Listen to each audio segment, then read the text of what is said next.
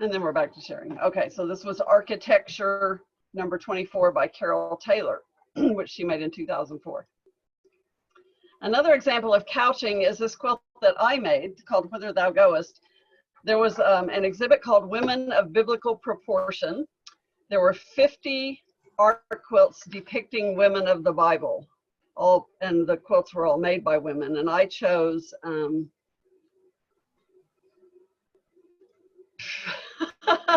it's just leaving. Who said Ruth and Naomi? I was like, oh my gosh. And I did the couching between these sections of hand-dyed fabric. And then I also did, there's pen and ink that has the scripture down here through the middle and some machine embroidery on the sides. And it's all done with cherry wood hand dyes here, and the rest of it is silk. And then I have a number of quilts from other countries. I collect quilts from all over the world. This one is called Turn Off Sign Yorkies, and it's by Alvina Hall of Australia. It was part of a traveling exhibit. It is an upended, rusted out old car carcass at the turn-off sign for Yorkeys Knob in Westlake, Queensland, Australia. And here's a detail of turn-off sign Yorkeys. She printed the photo of the car on fabric and then quilted over it. And somebody unmuted themselves. Please remute yourself, so we won't get that on the video. Another quilt from Australia is this. It's called Delicate Balance by Ruth DeVos.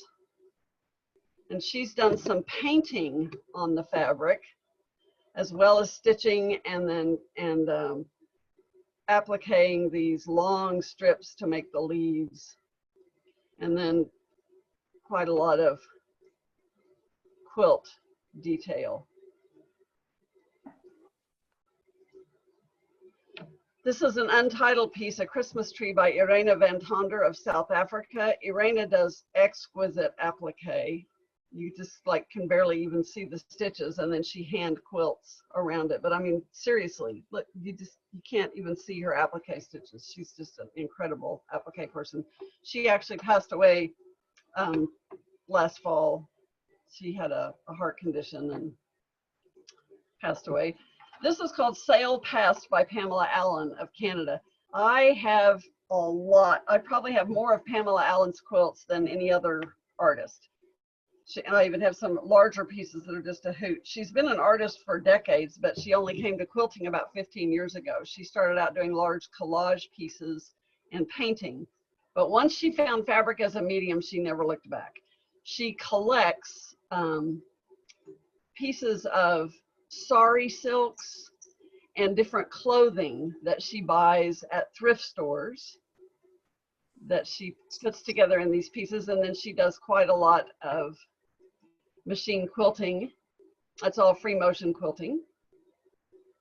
And here is the back of this quilt. You can really see all the quilting.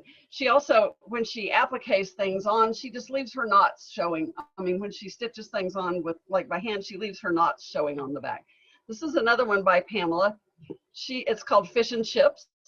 She has a Dremel, and she says if she can drill a hole in it, she can put it on a quilt. I have this one really large quilt called Two Sisters, One Tall, One Short, that has a whole bunch of miniature kitchen implements attached to one of the sisters' dresses. It's really a hoot. And in this quilt, she used these coin replicas for a literal interpretation of the chips. And then she's got this fork put on the quilt. And the quilt is mounted on a 12 by 12. It was part of, there was an exhibit for several years. I don't know if they still do it, but it was called the 12 by 12s. And so these were mounted on 12 by 12 board. And this is velvet down here. So she uses all different kinds of materials. Another quilt by Pamela is this one called Life is a Fertile Egg. And look at these little eggs hanging from the quilt with all these beads. Very imaginative.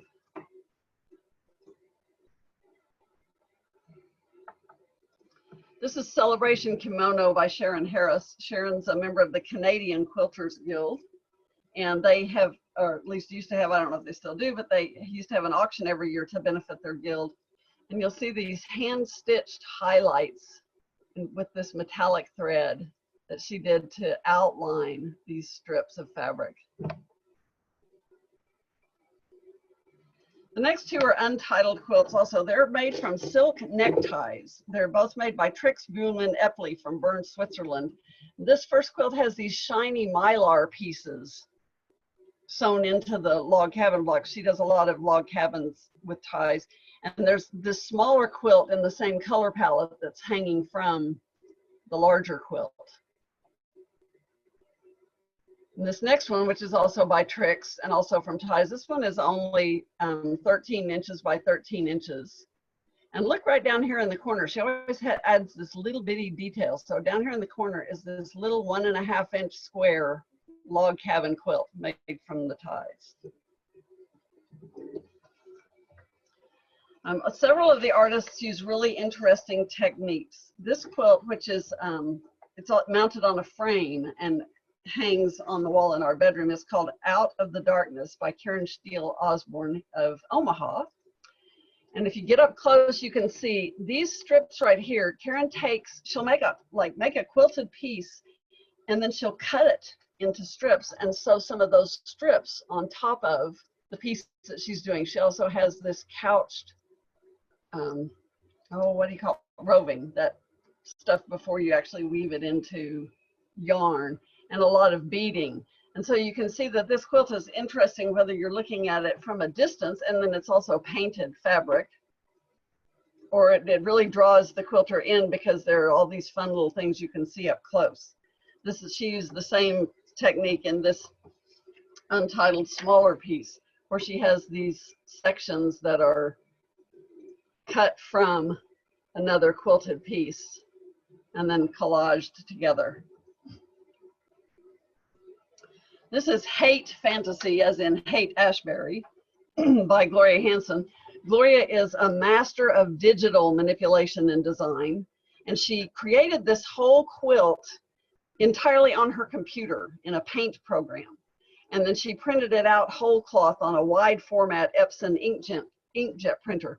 Epson makes a pigment ink that is color fast. It's also more expensive than other inkjet ink, and the ink cartridges dry out quickly. I had one of those for a while, and we got rid of it because we were forever replacing the ink cartridges and they were too expensive. But if you wanted to do a quilt like this, that's what you would do. And so then after she printed it out, then she really quilted the heck out of it and added beading and added couched fibers around the outside edges. So it really is a fun technique. She hadn't seen this quilt in years, and she started the Sew to Stop COVID-19 group on Facebook. And I took a picture of myself in a mask and said, "Oh, by the way, Gloria, look what's behind me." And she was like, "Oh my gosh, I haven't seen that quilt in forever." This is Summer Celebration by Ellen Lindner. She's a really active quilter who blogs about her quilting, and she appears on quilt shows quite frequently. And she's used a collage technique to create this quilt. So you can see she's used several different types of fabric, collaged one on top of the other. Then she's put netting over the whole thing. And these words like this possibility, that's actually cut from a magazine. So she's used several different types of materials. In the early 2000s, an artist named Alan Kelchner made these two outer space themed quilts that I really like. I'm kind of an outer space buff, and if by some chance they develop a way to go actually orbit the Earth before I die, and I'm not too old and infirm to do it, I told Craig the rest of our savings is going so I can go to space. He says, we'll see. Anyway, these quilts are quite stiff. You can see it's kind of ripply along the bottom because they're really stiff. And here is why. So you can see these. This is my wall you're seeing behind here. Here are the holes in these quilts that are heavily satin stitched around the holes. And then the quilt is really heavily quilted with different colors of thread. Here's another one that's done the same way. All of these are holes with satin stitching around them. And then he's also painted a gel medium over the top to stiffen the quilt. So back in, gosh, I think it was 2005 maybe, was one of the years that I chaired the quilt show in Sioux City, Iowa for the Siouxland Samplers Quilt Guild. And Sioux City has a really large Hispanic population, and I wanted to find a way to draw in some of the Hispanic ladies, because I figured there must be Hispanic ladies quilting out there, and we didn't have any of them in our guild. And I was put in touch with a woman named Carolyn Underwood, who was an expat living in Costa Rica. And she was teaching these women in a very small village called Rancho Redondo how to quilt. And we agreed that they would make quilts for our quilt show. And they made a series of quilts that they called The Shapes and Colors of Costa Rica. And then we made quilts to send down there for an exhibit. And it was called Samples of Siouxland, because Siouxland is the whole area around Sioux City, Iowa. And this was my quilt for that exhibit, just called Covered Bridge. And the ladies of Rancho Redondo, when Carolyn brought them down to town to get visas, because some of them actually came to visit us for our quilt show, and then I arranged for their exhibit to be shown in Houston. So their whole exhibit then went to Houston, they went to Houston. And some of these ladies had never even been off the mountain when they went down to get their visas. So imagine going from this tiny little village up in the mountains in Costa Rica to the World's Fair of Quilts in Houston with like hundreds of vendors, a few thousand quilts. You know, I mean, it's just like crazy. But then they started making these little bitty quilts. This one is about 5 inches square. And this one is only about 3.5 inches square with these little coffee beans on it and these little 3D leaves. They just got so creative and they began selling these. That's why this little tag is hanging from this. They began selling these at the gift shops at in the airport, the major airport in Costa Rica, in San Jose, and some other little gift shops. And it changed the character of their entire village. Some of the men were very happy that their wives were bringing in money. Some of the men were not happy at all that their wives were now becoming slightly independent. But it really, they made a lot of money for the schools there. They upgraded plumbing there. It really changed their lives.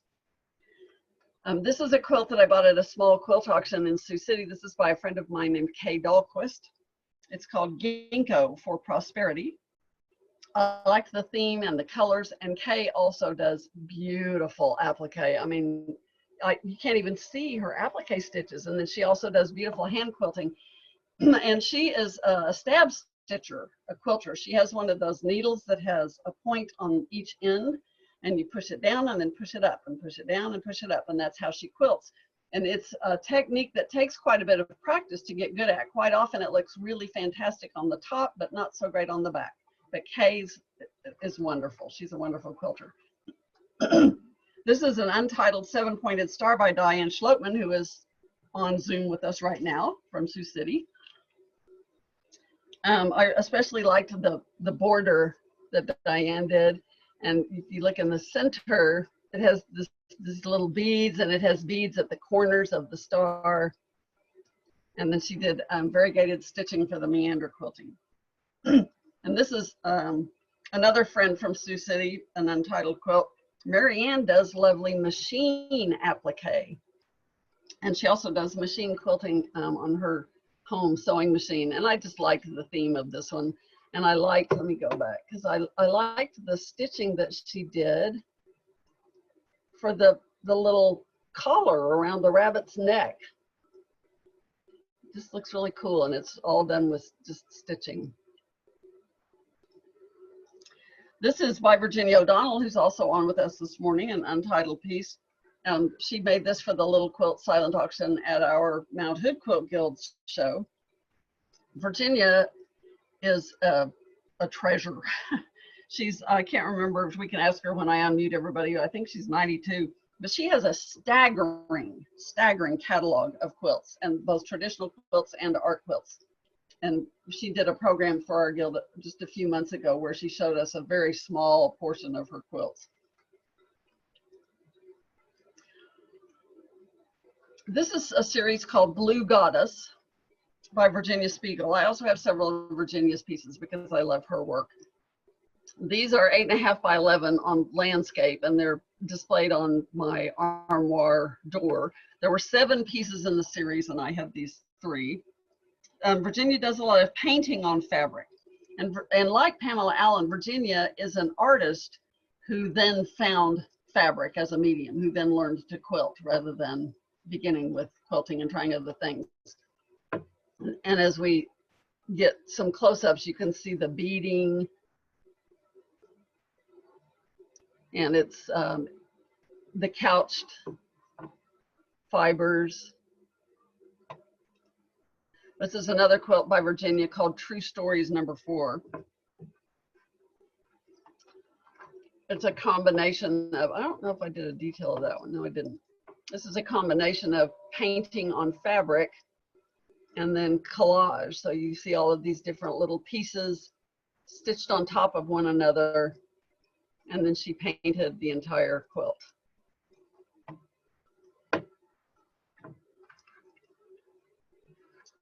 Another really well-known quilter who paints on fabric is Hollis Chatelaine.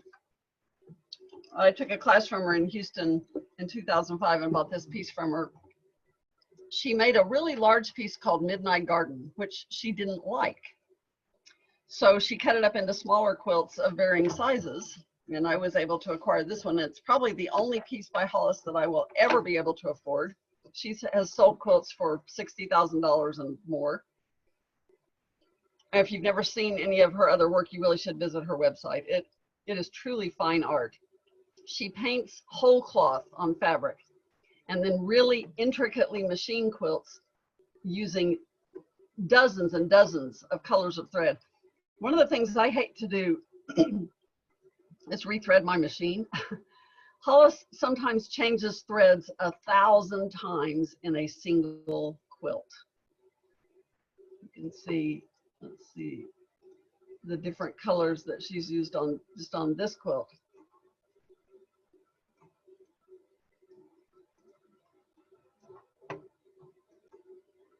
Oh, there's a close-up.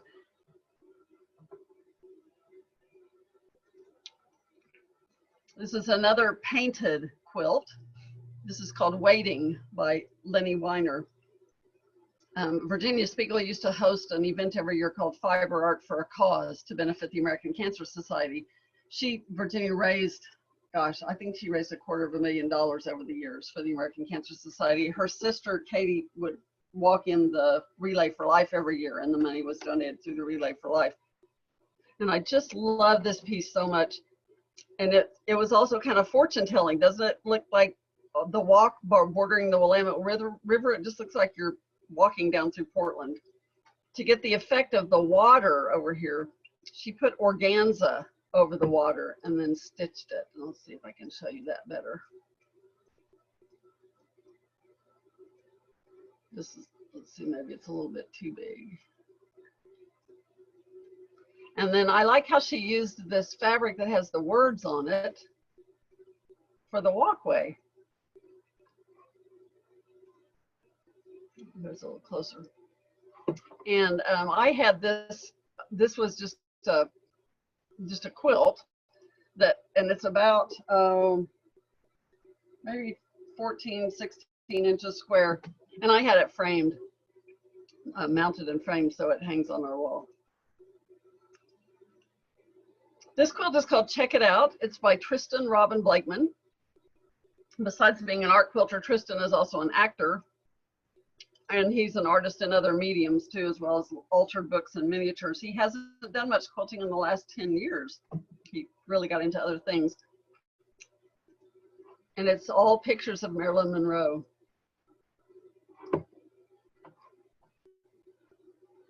We lost audio. You lost audio?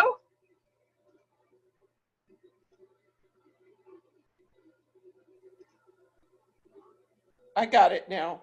Thank you. Okay.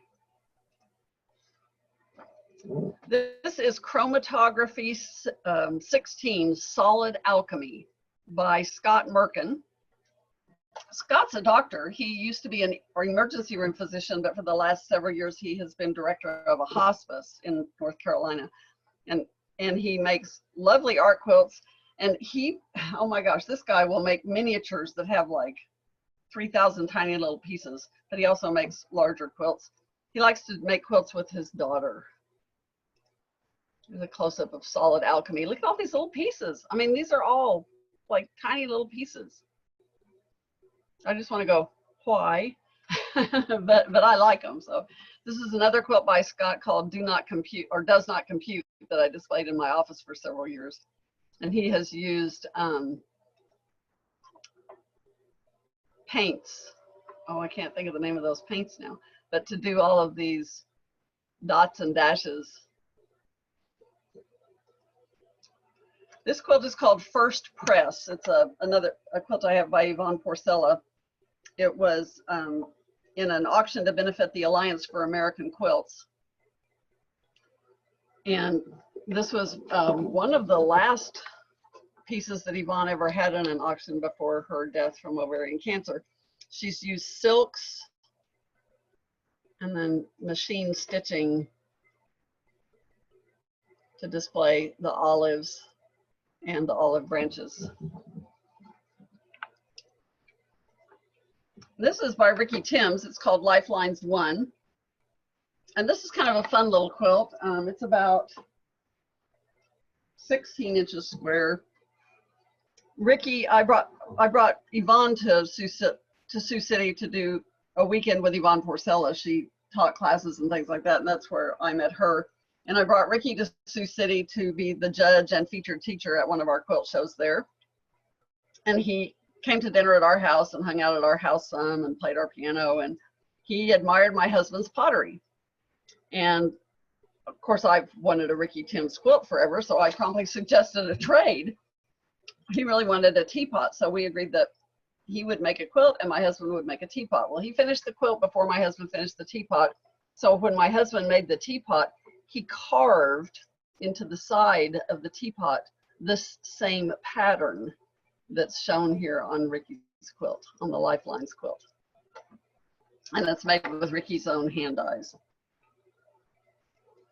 This is an untitled quilt by Judy Matheson. You probably know Judy for her Mariner's Compass quilts. And this quilt echoes her prize-winning really large quilt called French Starflowers. In the large quilt, each of these quilt centers is a Mariner's Compass. But this smaller one, in Houston, every year they have a little quilt silent auction to raise money, and many of the quilters who put large quilts in the show will make a small quilt that echoes their larger quilt for that silent auction. I like all these marbled fabrics. I love marbled fabrics. This is called Picasso, Not Exactly, by Pauline Salzman. Pauline has these two Weimaraners, and she will make quilts that are kind of parodies of famous artworks, but instead of the people in the quilts, she'll insert a Weimaraner or two. She had a quilt in Houston one year that was a parody of Marcel Duchamp's nude descending staircase.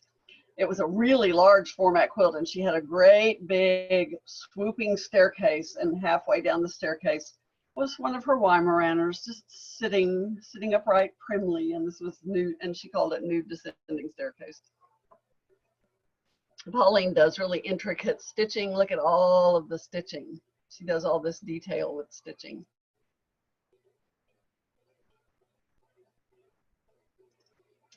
This is an untitled quilt by Georgia Bonesteel that I was able to acquire at one of the auctions in Houston. Georgia is the queen of lap quilting and had the first successful TV show related to quilting, which was called Lap Quilting with Georgia Bonesteel. It debuted on PBS in North Carolina and ran for over 30 years. It may still be running for all I know. But this is a hand quilted piece by Georgia. And this is called Set Down Roots in Asheville and the Sky's the Limit for Growth by Patsy Thompson. It was made for an auction to support the Alliance for American Quilts when the organization moved to its permanent home in Asheville, North Carolina. Patsy is probably best known for her free motion quilting DVDs, and you can find, she has quite a few YouTube videos on ruler work and how to do free motion work. She was scheduled to be the featured speaker and teacher for the Columbia River Gorge Quilters Guild this month.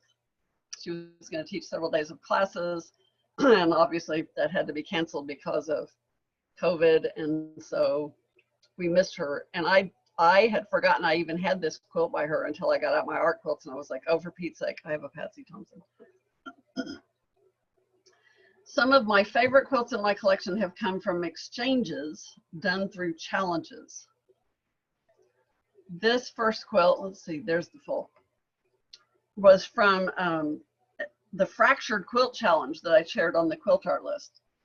I found a picture of a pink daisy that was copyright free on the web and blew it up to I divided it into 4 unequal sections. So you can see this section right here. And then this one over here comes farther over, and blew them up to 36 inches. Everybody paid for their copy and sent them out to all the participants. And these are all the participants around the outside edge. And everybody made the whole quilt, but made it in these 4 separate pieces and left a 1/2 inch seam allowance. Then they sent them all back to me, and I shuffled them and basted them together into quilts, and everybody got a quilt back. So everybody got a quilt that was made by 4 different art quilters. And and I took a photograph when I basted them all back together, and these are the photographs of all of the quilts. And in the corners, like this corner up here, the upper left corner of that quilt is the upper left corner that I made. The upper right corner of this quilt is the upper right corner, shows the upper right corner I made. So I had a record of the ones that I had made as well. And then this is a close-up so you can see how great this is in the center. Look at the ribbons used to make this center and all of the stitching, lots of different fabrics. Depicting that shadow that was behind the quilt was behind the daisy, I mean, was quite an interesting part of the challenge.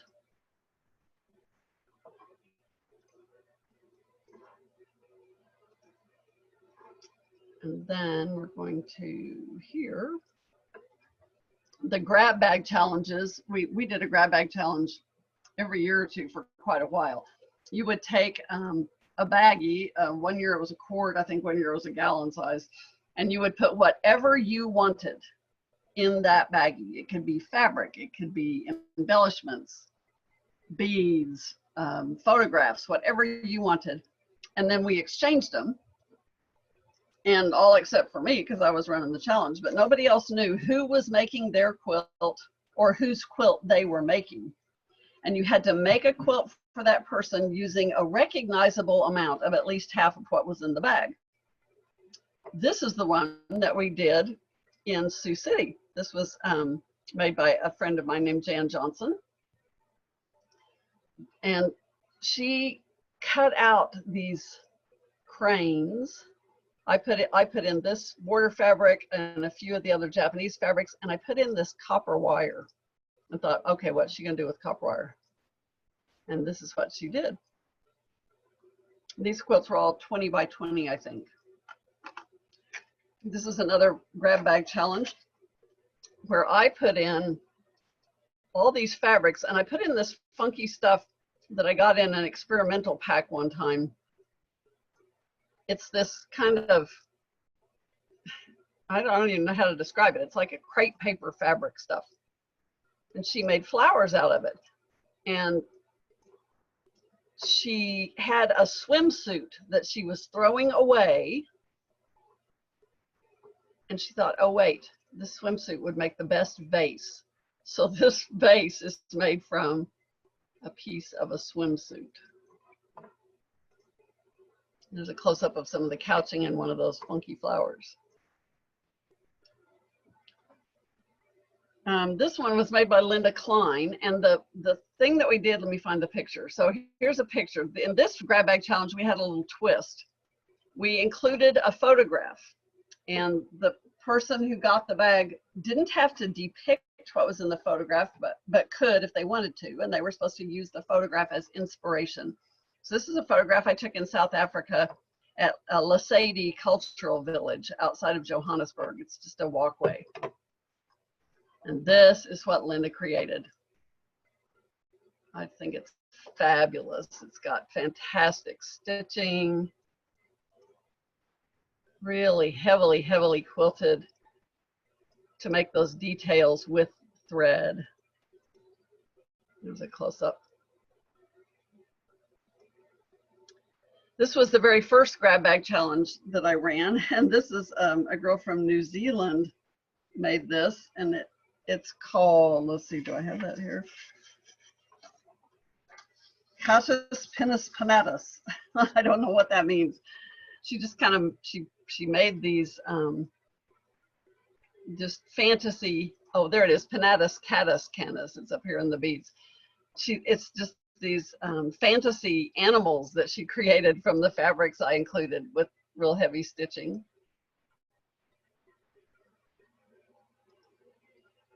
This was from a grab bag challenge that we did in the Columbia River Gorge Guild a couple of years ago. This was made by Kim Bolt from the Dalles. It's called Star Crazy. I put in some silks, some buttons and beads, and this is what Kim did with it. And I had this one little button of this ceramic button of a log cabin that she put right in the center, and then some other fun fabrics. This is by this was a grab bag challenge quilt done by a quilter in New Zealand, whose name escapes me all of a sudden. It's Gail something, and she called it Sushi, and it really has a lot of couching. She couched, I included a set of beads and some fibers, and she couched like crazy all over this quilt. She made the background square, the background grid, and then she took this little tiny thin ribbon and stitched it, couched it to the front of the quilt to make the grid. And then she couched these fibers all over and added the beads and the buttons, and it took a long time. This is one of my favorite of the grab bag quilts. This is called The Collection by Carrie Lee Dubiago. And in this, I didn't include the butterflies. I included most of the fabrics you see here, and this Angelina fiber, and some hand-dyed velvet, and some beads. And this is what Carrie Lee did with it. I just think it's fantastic.